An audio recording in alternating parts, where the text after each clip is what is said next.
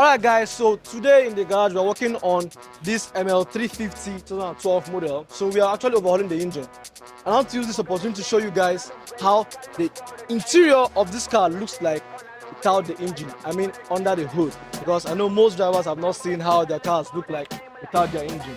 Alright, so now there's some components that I'll let you guys pay attention to because they do a lot of massive work and they're very important.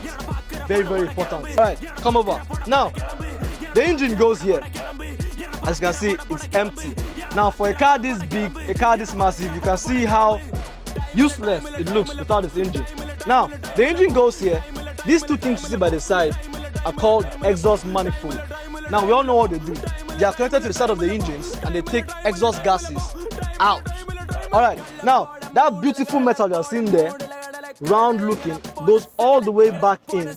It's called the gearbox. Gearbox is responsible for the transmission of the car, from changing from reverse to gear 1, gear 2, gear 3. I'll tell you guys more about it in another video. Now, these two things you see here, sitting down by the left and the right, are called engine sittings. Now, what they do is they position your engine in a way that your engine does not shake or vibrate when you drive. It keeps it steady and smooth.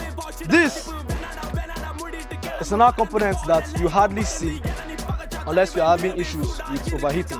This is the radiator.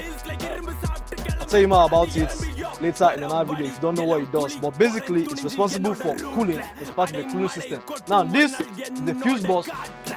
This is your air filter. This is your reservoir for your coolant. And this is your reservoir for your brake fluid.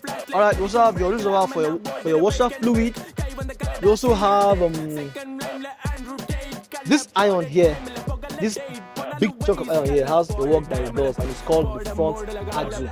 Now, this car uses an electric steering ram, and this is what it looks like. This entire body here is an electric steering ram. This is the compressor. This is the sway bar, and I think that's all. ABS module. Alright, so now if you notice that there's no battery here. Yes, that's because for Mercedes, most of their batteries are under the seats in the car. Unlike the Japanese cars where you see the battery, the engine and other components. Mercedes engines are very big. So they try to minimize as much space as possible.